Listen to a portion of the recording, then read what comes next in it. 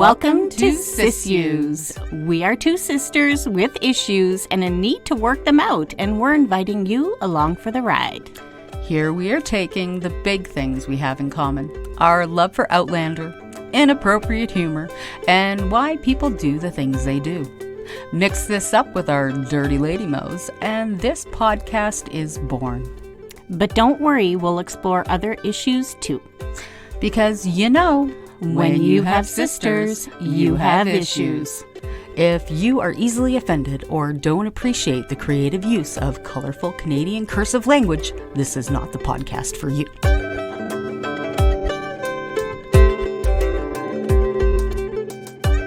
Well, howdy, sis. Oh, howdy.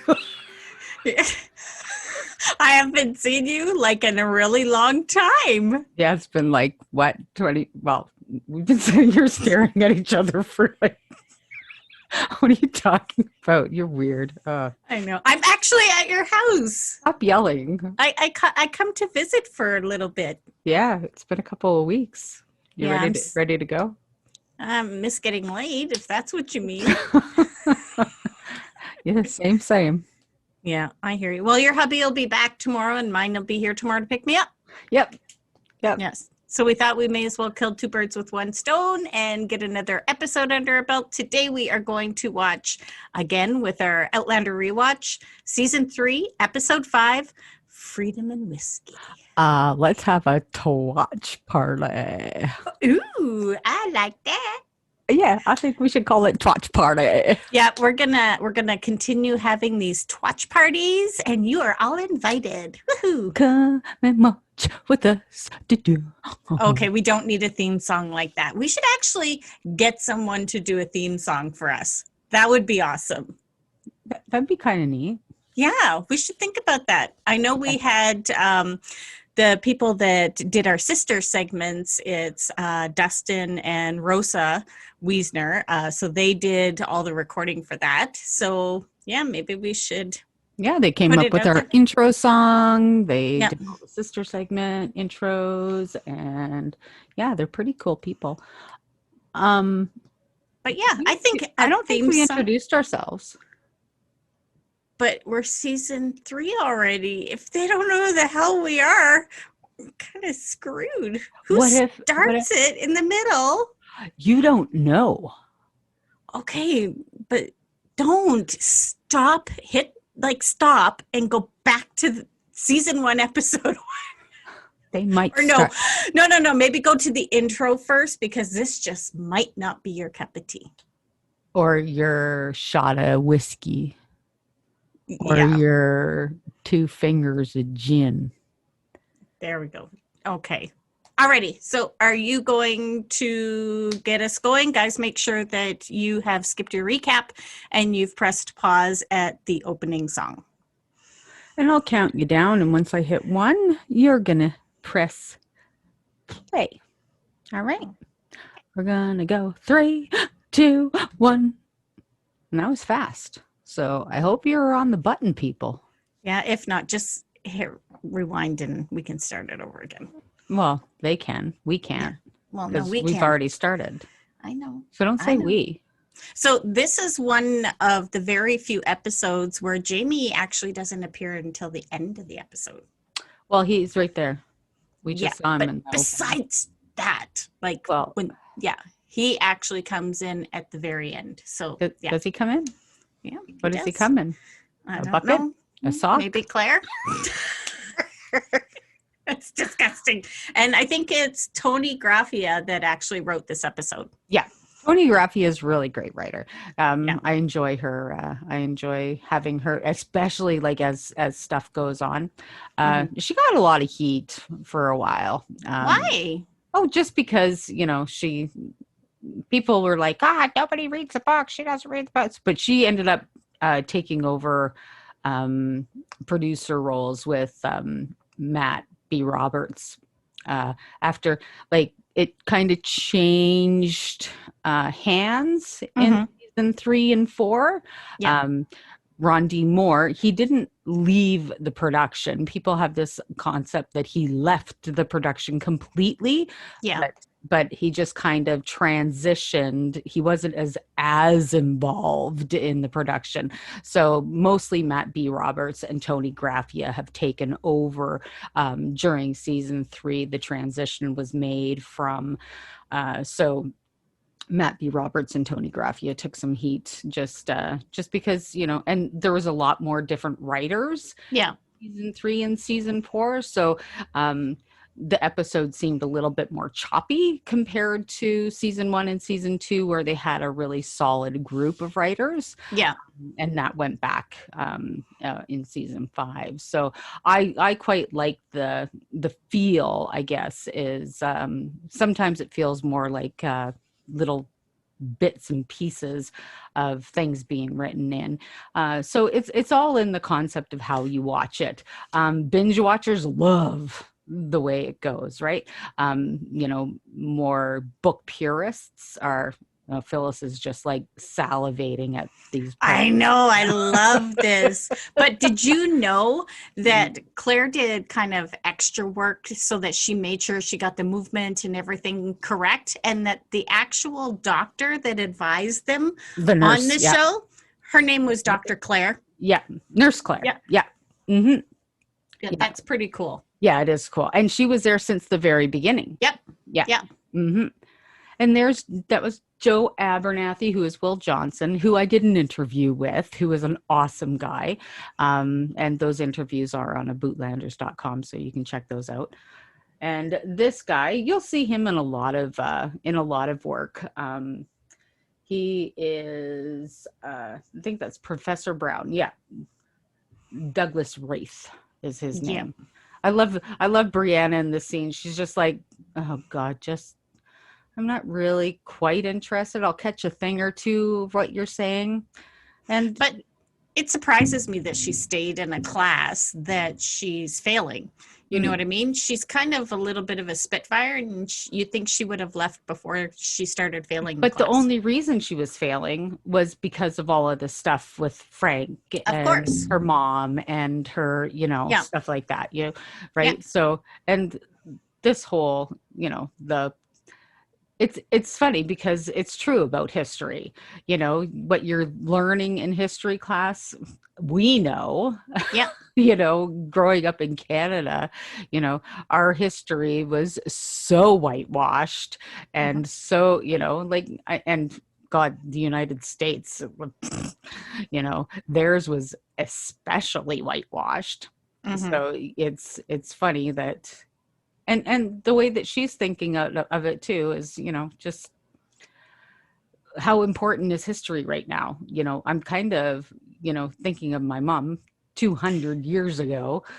Well, and also too, she's maybe starting to realize that, she was into history because Frank was into history. Right. Maybe it wasn't her path, and eventually we'll see as it goes on, she finds her path and, right. She's very committed to it. So, mm-hmm.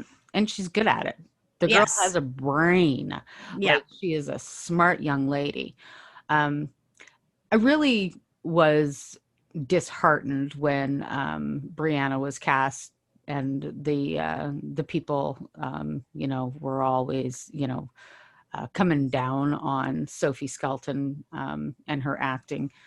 The thing about Sophie is, if you go back and you listen to interviews that she did and the way she came to the role, and how she wanted to portray Brianna.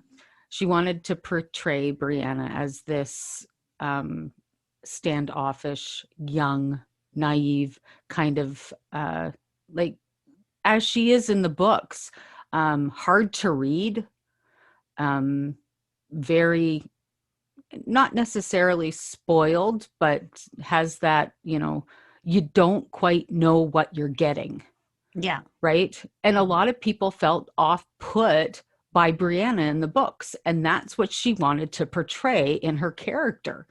And what people took as not being able to act was her being off-putting. Right. And Much harder to read. Right. And that's, and she nailed it, but people took it the wrong way. Yeah. And the more you go back and watch it over and over again, I think the more you get it, especially watching her character develop, because you can really see it as the show goes on. And the one thing too about this particular episode is this episode was written, and before it went for final approval through Sony, Tony Graffia had the idea to incorporate Christmas, because it gave it some kind of timeline. It gave it that kind of cushion behind it. She says it just felt like there was something missing, and so she had to beg and beg and beg for it, and she finally got her way. So yeah. Mm-hmm. And it does make sense. There is this really nice concept behind it. And you know that Joe calls her Lady Jane. Well, everybody's mind automatically goes to, oh, it's, Jackie O, right? Yeah. But it's actually, I did a little research, and it's from Lady Jane Grey. She was a very young, the most shortest lived monarch in the Tudor England way back when. So Cool. That's where the name Lady Jane came before it went to Jackie O. So Cool. A little bit of history on that. Mm-hmm. I love their friendship. Mm-hmm. Like it's really, and that it's developed and it's stayed since, they started medical school together, and, everybody needs a best friend that they can confide in, and, that will, call you on your bullshit, and, even give you, fuck fate. It's not about, you've really got to push forward. And well, and they were the oddballs out, if you remember, way back when, right? Mm-hmm. So, and still and they would just, be. yeah, and they're still together, right? Mm-hmm. Yeah, they still have to have each other's back, because she's still a lady doctor, which was still not very popular, and he's a black doctor, which still wasn't very popular. I just thought it really funny that they were both sitting there having a drink in the hospital. Well, that's the thing. Back then, they'd still be having a drink and having a cigarette. Yep, exactly. Mm-hmm. Oh, look, there's wee Roger. Oh, I would be so excited if he showed up at my front door. He's like, this is either the stupidest thing I've ever done or the smartest thing. Mm-hmm. Well, we find out when he walks up to the door and you hear, yeah, but you know what? That's not unfamiliar to him. He's heard it before. Yep, this is like, oh, this is the right house. Yeah, I definitely arrived at the right place. Look at him fixing himself. Oh, you're just so handsome. Yeah. And it's so cool that he's growing his hair out for season 6. I thought that's pretty cool. Mm-hmm. Well, you kind of get sick of a wig, right? Yep. Don't blame him whatsoever. Yeah.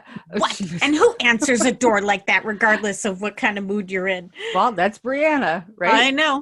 Yeah. Spitfire. And she's looking at him like, holy shit. You look handsome. Yeah. I wonder what all those boxes are for. What in the hell do you carry in that one little suitcase? That one little suitcase has lots of room in it. It would have to. She's like, Roger, oh boy, oh boy, oh boy, this is going to be fun. Just sucked the air right out of the room, didn't he? Yeah. But that was kind of a good tension to suck out of the room, I think, anyway. Yep, for sure. Brianna rolled in her eyes like, oh, frick, this is awesome.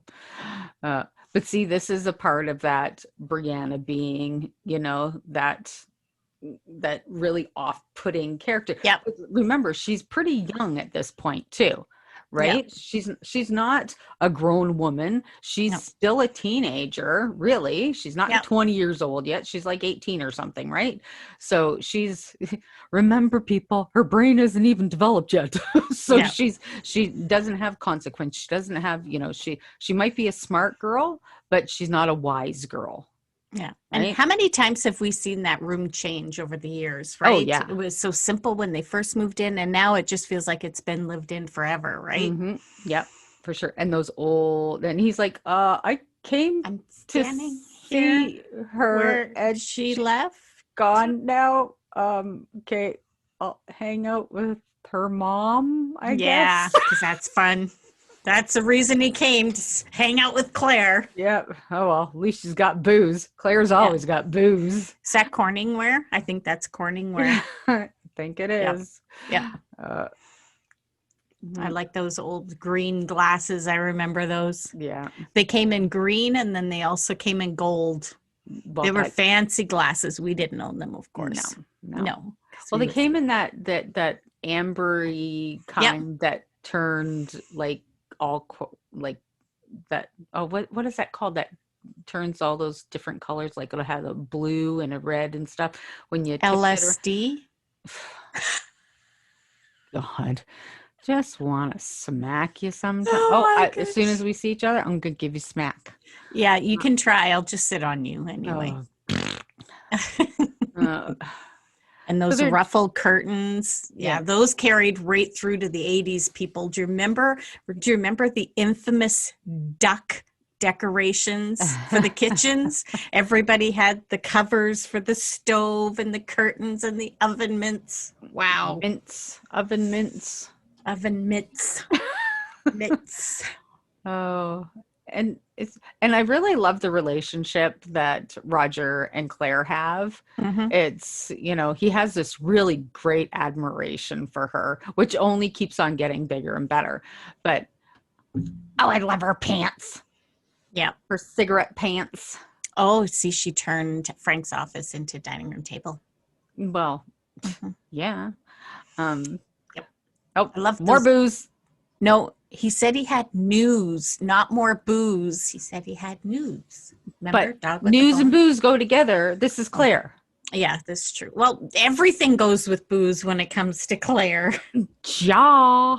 Oh, here comes the news. We get so excited. Dog with the bone. That's right.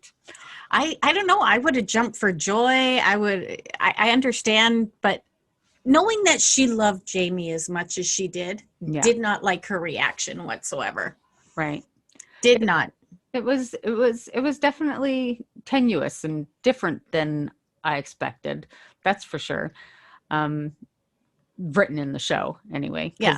It was the whole experience was different in the book. Yeah, so absolutely. That I'm not I fan of the books for 20 plus years. Am not a book purist when it comes to the show because I want the show to be different. Yeah. I want the show to give me a different experience than the books because I have read the books too many times to mention. It's almost embarrassing, but I know them inside and out. Sometimes but I wouldn't want that. Wobble, but I don't, because this is kind of like when you remember those books from when you were a kid where it was like choose your own adventure. Yeah. So you pick number 5 if John is going to go down the hallway, pick page 6 if he's going to, go through door number 3. So this is kind of like that for me because, I know what they did in the book. I want them to kind of do things a little bit differently in the show so I can experience something a little bit different. You can see it from a different set of eyes, a different perspective. It's the same characters, the same end result, but we're just getting there a little bit differently, and it makes sense for the screen. Right. And I think why Claire reacted this way in the show is because now she knows for the last 20 years she could have been with him. Yeah. I think that's the look of fuck, I didn't have to leave. I didn't have to like this. I think this is that look. I think a lot of people misinterpreted it as, why did you tell me that? And I think even she kind of had to say it out loud that way, but that's how I felt it. Like, oh my God, I never had to leave him.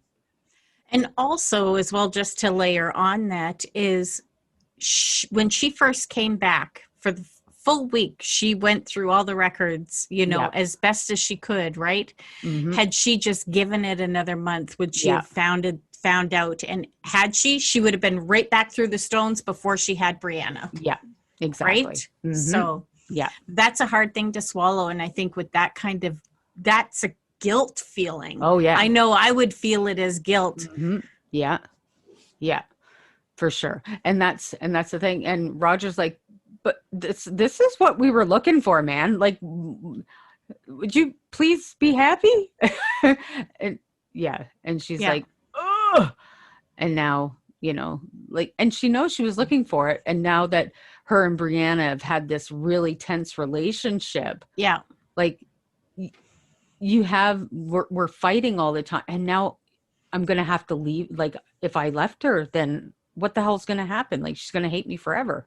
Yeah, exactly. Right? So, but I'm just surprised she's reacting so quickly to it, you know, instead of, you know, thinking about it and thinking, oh my God, I could be with him, you know, but think about that for a second. Claire processing something before she reacts to it. Never, ever. Why are you not thinking about that? Right?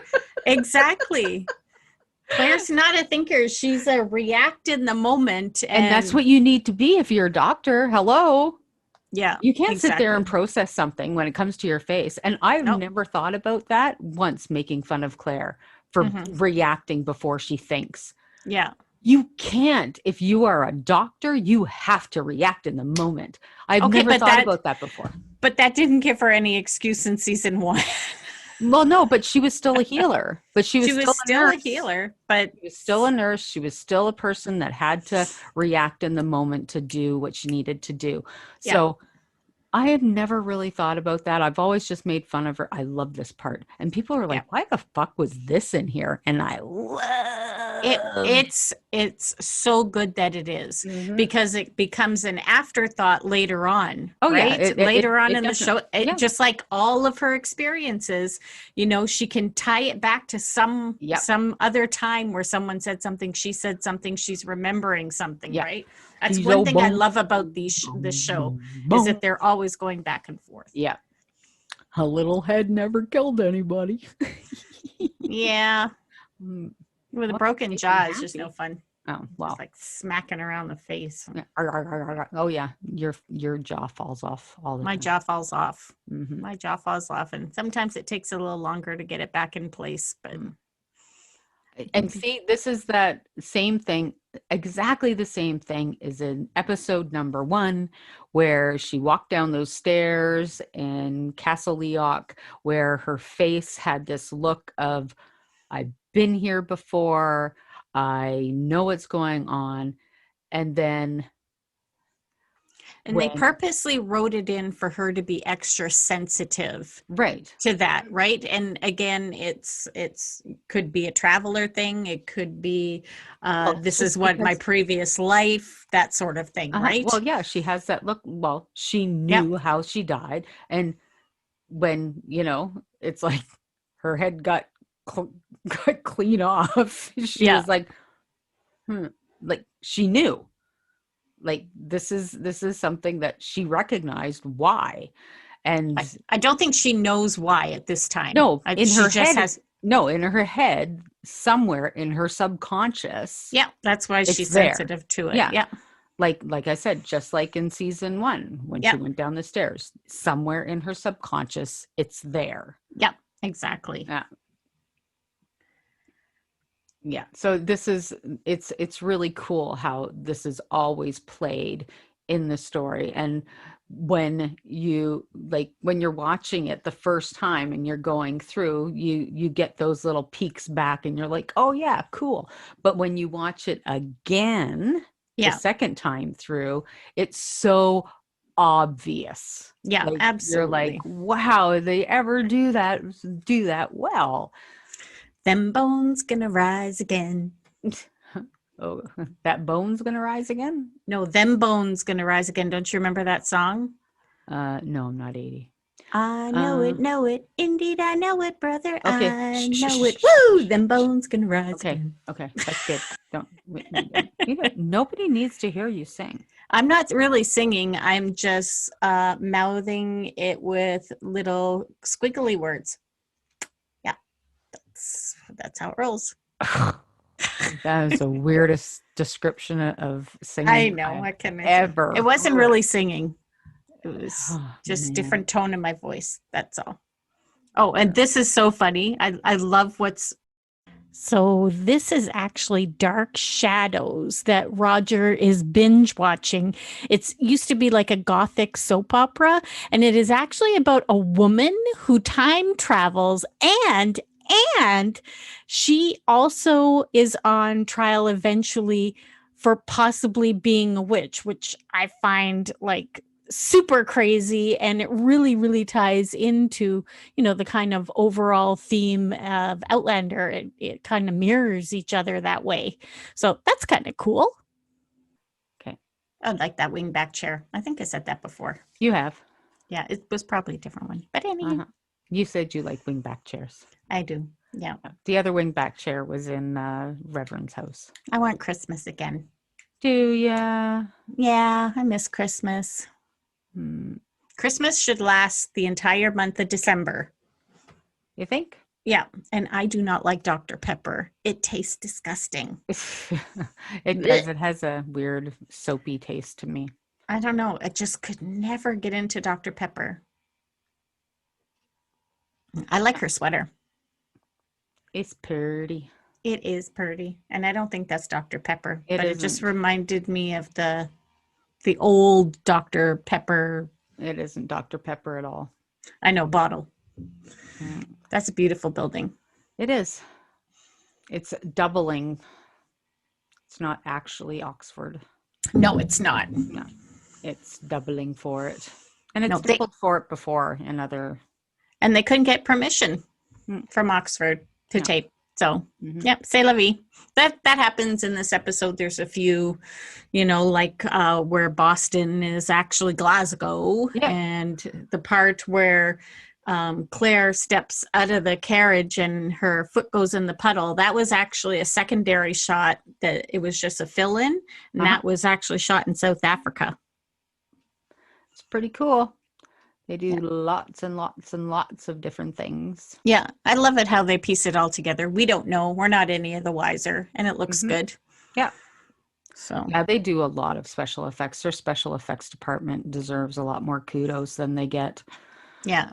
And it's funny, in the late 60s, early 70s, like plaid was all the rage. Like I remember aunts and grandparents wearing plaid, even plaid pants, and it was just was just the trend. So even though I think to myself, oh, is she wearing this because she now knows her dad's Scottish? No, it was actually the trend back then too. So yeah. And Terry Dressback really liked kind of always putting the characters in plaid as well, in plaid as well. Yeah. Just like putting like hints of it everywhere. So it was, yeah. Well, it keeps you tied in, right? Yeah, part and parcel that way.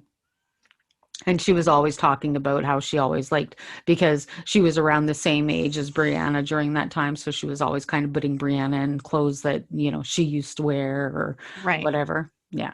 And I like this conversation that she's having with Roger, because this is the first we hear that she's really questioning history and, where it comes from. And isn't it just perception and stories that we hear? How do we really, really know what happened? Right. Yeah. Because a lot of it is just, a lot of it is just a bunch of white guys getting around, and blowing smoke up everybody's ass about how awesome they are. Yeah. And writing it down and ignoring women, ignoring, people of color, ignoring, a lot of stuff. Yeah. And here we are all talking about how wonderful Frank was. And that's great, because Frank was, pretty wonderful in Brianna's eyes. He, he really, he raised her as his own.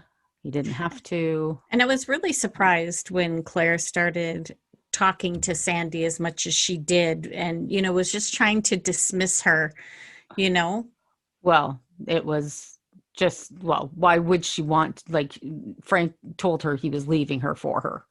Yeah. And moving away. And, Sandy was just glaring at her. I was like, surprised she didn't put a kick me sign on Claire's back as she walked away. Yeah. Well, I'm I would have decked her. But anyway, that's but I feel for Sandy. She truly loved Frank, Yeah. and what she had to say was important. I wanted him, but even though he was still in love with you, I would have taken even just one more day, right? Well, but it wasn't, Frank chose to stay with Claire. Yeah. As well. Because he knew that he would lose Brianna otherwise. But that's not true. Brianna, but of course, before she was 18, absolutely. Back in those days, it was always the mom who got the kids. Yeah, always. But it didn't mean the father lost the child. But they're friends. Oh yeah, of course, because he asked for the divorce after she graduated. Claire wasn't that kind of woman who would hold Brianna away from him out of spite. But that's the thing. That's the thing. He didn't know that though, right? Because he didn't feel Claire to be honest. Please. She stayed with him and kept the truth from Brianna all that time. How is that not like she was doing that for him because she made the promise to him that she would. Well, so and it's also security. It's also security for her, right? She just came back through the stones with nothing and pregnant, and kept that promise to him for all of those years. So to say that she wasn't being honest to him, that's a No, I didn't say that. I said he didn't think she was honest to keep her word, not to keep Brianna away from him if they got divorced. Yeah, I know. And like I said, which would be bullshit because she kept the promise to him that she wouldn't tell Brianna that he wasn't her real father, because that would have been easy to do. And the whole time he was cheating on her with Sandy. Yeah, but she told him to. She told him because she couldn't show him that love back, right? So she told him, as long as you're discreet, go. But he wasn't. He wasn't discreet. Go and do it. She couldn't live up to her. No, of course not. Of course not. She showed up at the door when Brianna was like 9 years old. And she still didn't tell Brianna. And that's still good though. Right. But Brianna even said, she's seen them before, just like she said now, right? Yeah. So, but you know what? She wasn't able to, because he said he wanted to raise Brianna as a family, and to them to get back to where they were, and she just couldn't do it. And how can you blame her, right? She still loves someone else. So it was convenient for both of them, I think. She had the stability coming back and someone to love Brianna, and he had a child that he could love. So they both got something out of it, no matter who hurt who, right? Oh, absolutely. Yeah, absolutely. I just don't think that, it would be fair to assume that she would hold Brianna away from him when she kept that secret all of those years. But we don't know, right? Because Claire reacts differently based on the situation, right? She's, again, a hard person to read, similar to Brianna. She just reacts. She doesn't think, right? So one bad argument, you never know. Yeah, I don't think she would go that far. I don't think she would hurt Brianna that way. I like that they have this conversation, because it kind of changes for them, where they really start to connect and are honest with each other, right? Yeah. And that's the thing, Brianna, Claire really doesn't want to hurt Brianna. So, when Brianna asks her to be honest with her, she goes, she finally will take those extra steps. At first, she's like, no, I can't tell her. This will hurt her. And then, sometimes that extra little bit of hurt and pain, opens the doors. And I think she's also looking for her reaction, right? Yeah. And when approval. She's handing, exactly, 100%. Yeah. And she's still going to do the mom thing. Hey, nobody knows you better than I do, and yeah. But I like how Brianna said, I love you, but I don't need you. Right. I'm a big girl now. Right. it's validation, right? Yeah, Like exactly. we all need that validation, like needed validation from my mother. I need validation from my husband. I need validation from you, Yeah, from my kids, like I don't to have any, bitterness or heaviness between the people that you love is yeah. just it's too much. Like It's it's gut just wrenching. it Yeah. is. You carry Yes. it. It's a guilt, right? Yeah, exactly. Mm. When they were doing the research, they found out that the lunar landing was at the same time. So they wanted to incorporate that into the story. So I thought that was pretty cool. Well, and they had it in the books too, where Yeah. but it was Brianna and Roger that were with Joe and his family Yeah. in the books. I remember that. Mm-hmm. And there's no interaction between Joe and Roger at all in the show, but there Yep. was in the books. Yeah. Huge. Yeah. They Yeah. had a pretty Dinner good, and all that. yeah, with Joe saying, "You hurt that girl." Yeah, exactly. Like kind of Yeah. stepping in as the father Yeah. figure, right? And he had a big role. He was Uncle Joe Yeah. to Brianna. Yeah. Yeah. It was a really nice kind of offset for the books, but I love the puzzlement Mm-hmm. with this, and this is such a beautiful shot. This is, I think, where she's really debating, Yeah. right? Mhm. She's starting to feel herself, I think, separate. She Yeah. was looking at the room like, do I belong here? I could be somewhere else if I wanted to. You know Mhm. what I mean? So, Looking at the same moon kind of thought, right? You yeah, have that. exactly. Yeah. Mm-hmm. Yeah. Yeah. Yeah. This is the talk. Yeah. I like this talk. Mm-hmm. And where Claire is so serious and like almost looking for her to tell her to stay. Yeah. Brianna just this is almost where her youth Yeah. is used to, she doesn't understand the consequences of No. this. No, she doesn't Right. yet. Yeah, because she's so young Yeah. and naive. And that plays into this story so well because she is young and naive and saying, yeah, you go ahead. The words that she speaks are beautiful. I'm giving you back to him, blah, blah, like this is really great, but Yep. I don't really know what I'm talking about because my mom's going away and not coming back. Well, and she also sees her mom in a totally different light at this point, right? Mm-hmm. From before they went to Scotland, she's just, oh, my mom, we're so disconnected. I don't know who she is. Yeah. Now she understands what drives her mom's love motivation.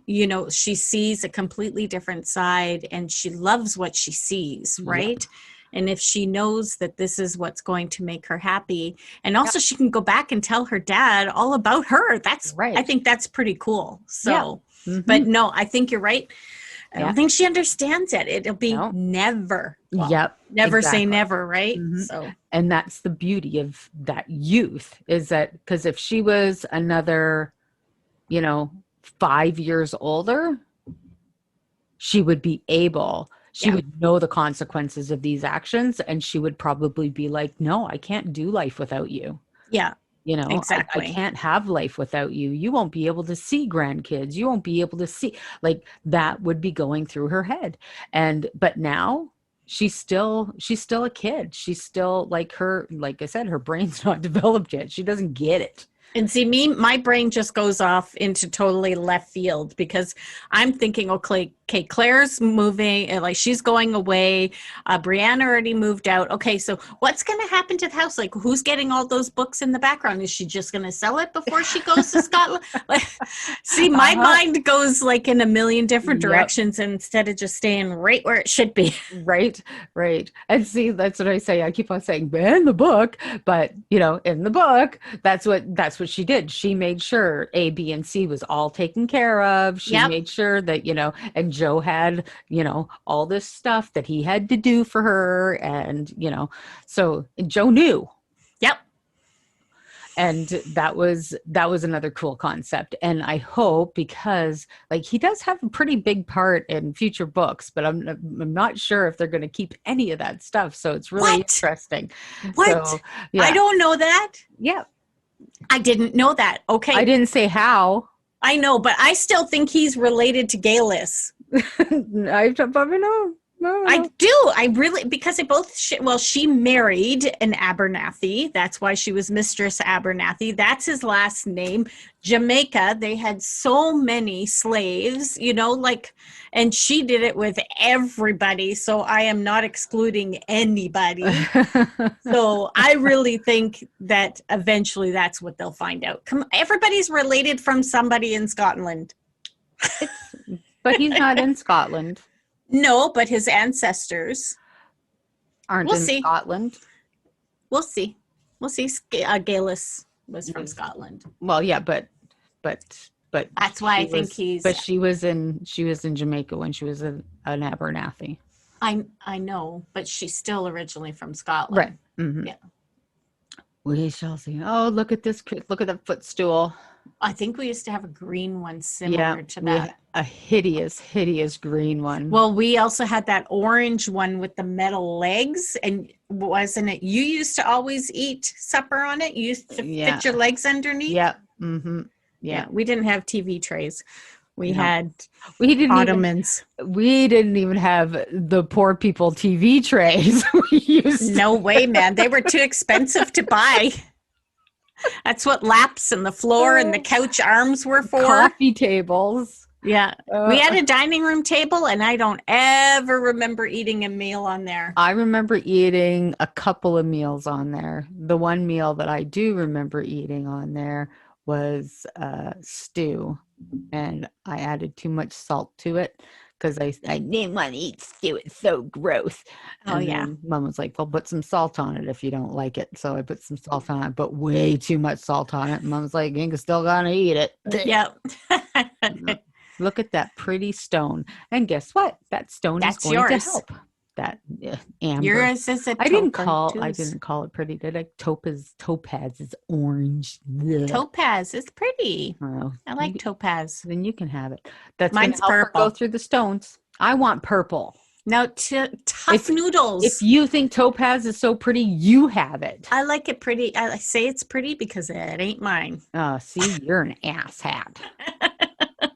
You're the ass of all hats. Look at that big bottle of alcohol. Big bottle of whiskey. Look at all the tinsel on the tree. I remember that. Putting them one at a time.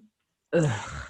Yeah, just wanted to throw the handful at it. Used to have to. At it, you get yelled at so loud. Do you remember holding the tinsel up really high and then blowing on it so it went on the higher branches? Mm-hmm. And then if you breathed in before you blew, it would go sucked in your lung.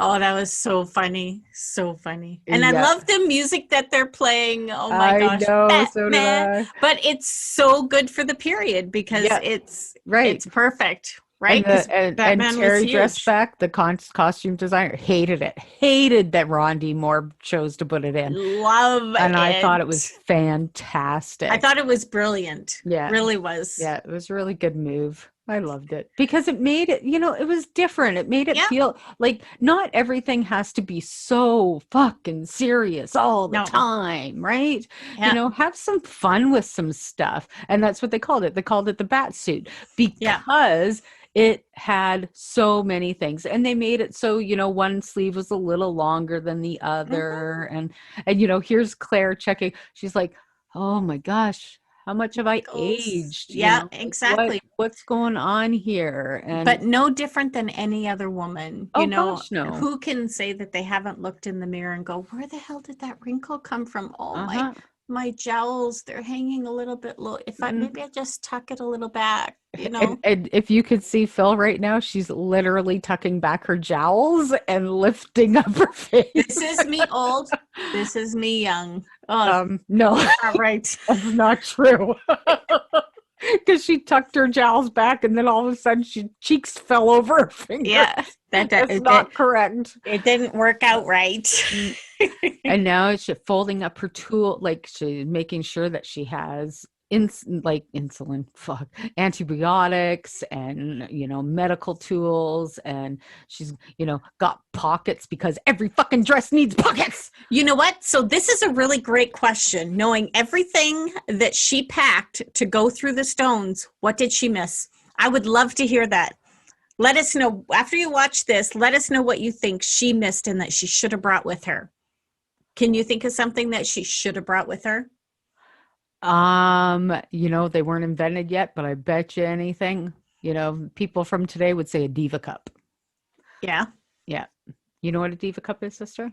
Yeah, I know what it is. I haven't used it. But I know what it is. Uh-huh. Yeah. Now see, that would have been perfect. Number one friggin' thing would be a diva cup. Because seriously, I bet you anything, Brianna would invent a diva cup. You see, for me, I would have spent just a little bit more time doing some research. Oh, you know what? Did Murtaugh die? What happened to the Mackenzie clan? Like, I would have done a little bit more research. Well, you never know what she did off screen, right? It's true. Right. There's that. And here's the house and the, she did make sure that she, got some stuff covered. And I'm sure, we'll talk about that later. Anyway. Yeah. But yeah, the bat suit, super cool. Gotta love it. Yeah, I agree. And, saying goodbye to your mom, like it's bad enough, if they die, but this is a whole different bag of sugar. Yeah. Like she's saying goodbye to her mom, and her mom's going 200 years into the past. But wasn't it really good for her, though, to tell her not to go to Scotland with her? Because me as a mom, I wouldn't have went either. Mm-hmm. To have your child standing there crying, and it's like, no, I can't go. Yeah. And I think her thought about going through it peacefully was really good. Oh, absolutely. Because the whole, like in the books, it says that the more you go through it, the worse it feels. Yeah. And, in the book, she was there. Like, it was like, you go through or I go through, one or the other. Mm-hmm. And that was, it was an intense scene. Yeah. So I do like that they did it this way, and it shows, and it's good for Brianna in that way too.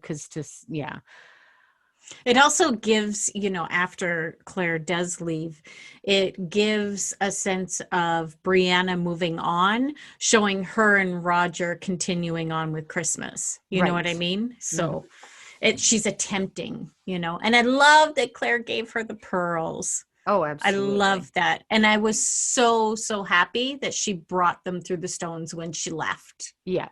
Mm-hmm. For sure. It's much different, her putting them on her than when Jamie put them on Claire. Yep. Mm-hmm, mm-hmm. Most definitely. But it's cool that, Claire told her, hey, these were your grandmother's, and her name was Ellen, and that's Brianna's middle name, right? Yep. Oh, that's kind of cool, Well, and Brianna. Brian. Exactly. So Ellen. She's got both of her grandparents' names, really. Yeah. And see, Claire, you can see on her face, she really, really knows what this means. Yeah, exactly. Right? And it's, and Roger, I'm glad that he's there. Me too. For Brianna. It's going to soften the blow. And Roger's like, a historian, and, look at them cords. Oh, what a guy. He looks good in cords. He wore those cords when him and Brianna went to the... Because he had a matching blazer. Yes, he did. Yeah, he sure did. Remember when he went running up those stairs and you could almost hear the swish, swish, swish and see his bum cheeks. He was so cute. Just wanted to grab him. Anyway. Freedom and whiskey. Mm-hmm. Righty. This is so sad. I really loved that they didn't show the whole her landing in Scotland, taking the trip. You know what I mean? Yeah. Like, I'm really glad they didn't do this. I think it was a nice transition. Exactly. This of them in the window. with Roger wearing his black turtleneck. It looks like he has a floating head. That's cool. It was That's so so weird cool. looking. Oh, poor Brianna. Aw. Mm. See, she's showing some emotion there. Of course, well, of course she is. And that's the thing. Like, it's not, people expect Brianna to have these big emotions. That she was so much like Frank because she Yes. was raised by Frank, and much like her mother. Like, let's remember how stoic these two people were that raised Yep. this girl, Exactly. right? So watch Brianna through those eyes. Yeah. This is, so you have to remember that that's what this young lady is trying to portray. Sophia Skelton did a remarkable job Yeah. portraying the person that she was trying to. So Yep. anybody that's like, she's a shitty actress, I want you to go and take a look at her interviews and listen to what she was saying on how she was trying to portray this character going through the years, because she had the really hard task of, through the seasons, the number of shows that she appeared on to age from like 16 to 23. Well, exactly. And you got her, just like And you said, it's a huge arc. her mom, her dad did not show their emotion on their sleeve. Mm-hmm. And even more so, Jamie, he did not show his emotion on his sleeve. It was like do or die, pride, move forward, the whole bit. You just didn't have time for that. Yep. So you got to cut her some slack. She's doing a fantastic job portraying what she needs to. Yeah. And right? like fiery temper, but the other stuff, you hold it close. Yeah. And until it explodes, then that's when you got to watch out. Right. Yeah. But and to be able to age yourself in such a short amount of time, with so less screen time, that you're given. And she wasn't given a lot of screen time. No. So to be able to do that, I think she did a really great job, and you have to watch it closely to understand it. Don't just overwatch. And that's what people did. They just overwatched her. They just took it off the top. Yeah. Wasn't Can you fair get to her. me Boston cream pie? I would like a Boston cream pie. Right in the face, I'll give you a Boston cream pie. Kiss me arse in English. Anyway, so I love that they're taking this time for her to explain about puddles, right? Because it makes total sense, right? Yeah. Because she's going to step in the puddle and boom, she is going to end up the transition we've all been waiting for. Come on. Goose Bumples. Yeah. Okay, go for it, Claire. Oh, I got him up my back. That's weird. I know, right? And this is, there we go. Love it. I love it. I love it. There Claire, I love Claire so much with no makeup on. Like, I think she looks the most beautiful like that. She does. So, yeah. She does. Yeah. And all of this is green screen, folks. Now, for people that complained about green screen later on in the show, there wasn't one bubble of complaint during this time. And that's what I love about it, is people, think, oh, geez, when it happens, we notice. No, you don't. Yeah, exactly. And where she's going to the print shop, that is actually called the Royal Mile, and you can visit that anytime. Yeah. Not necessarily the print shop, but you can walk up and down that cobblestone street anytime you want to. So we're going to have to go do that. And they built the print shop on the inside. Like, that's a full set. Yeah. So yeah, this is all a really great, and the print shop sign is completely, was made again by John Gary Steele, who is brilliant and has dimples for days and days. She sees the sign. Oh my gosh. Look at her. She doesn't know. Should I be smiling? Should I be crying? I don't know what to do. I couldn't even imagine being in that. For me, I would be falling over my feet up the stairs as fast as I possibly could. And then touches it like this is reality. There's something about the sign that's unique. I can't remember There's what so it many is. things. He put in so many details. Yeah, he did. It has Jamie and Claire. Yes, it has that's their right. initials in it. Yeah. Yeah. Yeah. It has their initials in it. So, and this was something that was put in for making her go up to the top floor. Yeah. So it was a looking down situation.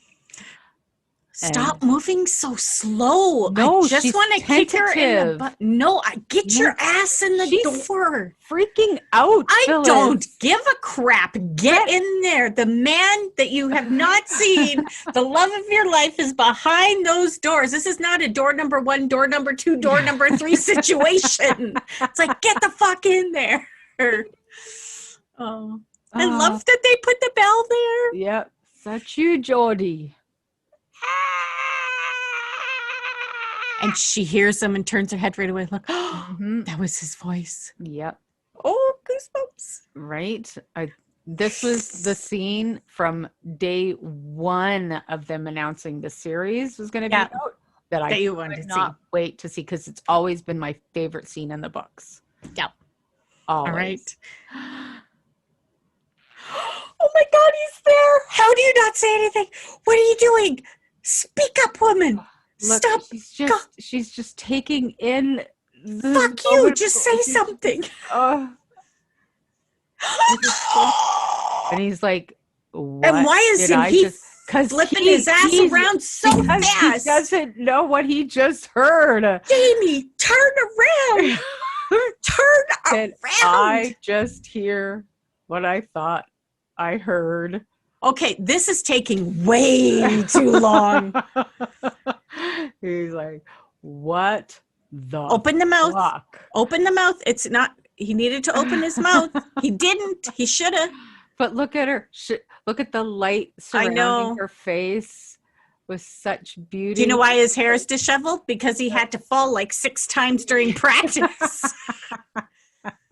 And they kept going. And there we go. He's done. Oh. I love this response.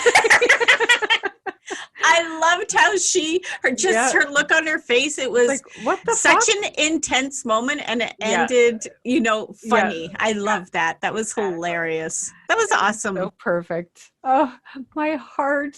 I know, right? That is explode.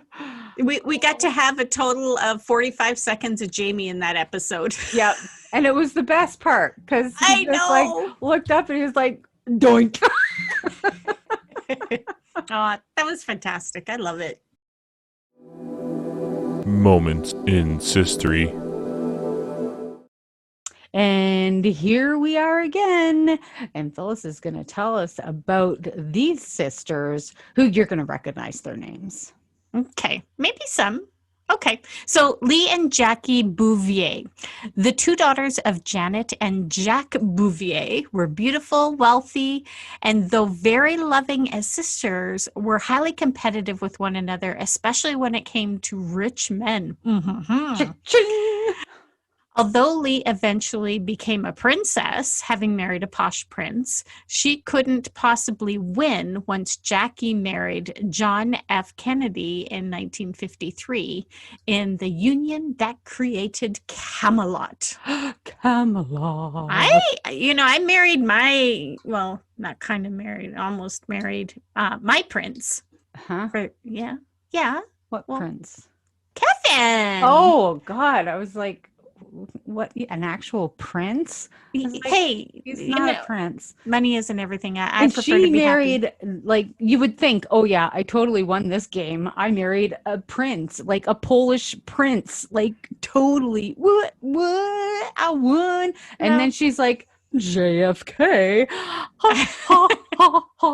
And well, but okay. Did she really win with JFK? Well, that's the thing. I'm thinking Polish prince, because she's a princess. Like, well, and you think about it, like serious princess. John F. Kennedy, he had Jackie as his wife, but Jackie he also had mistress. Says the media. Yeah. Nobody knows for sure. Oh, totally. Happy birthday, Mr. President. Yeah, he had a few mistresses, and like, but for me, in the long run, Jackie O was like the formidable one out of that whole thing, because after JFK was assassinated, she stood like rock solid. She was amazing. So yeah, so those are our women in sistery. Moments in Sistory. Well, guys, we want to hear your stories. You know what? Send us an email at sisters@SIssues.ca. Visit our website, SIssues.ca, or catch up with us on Instagram, Facebook, or on Twitter.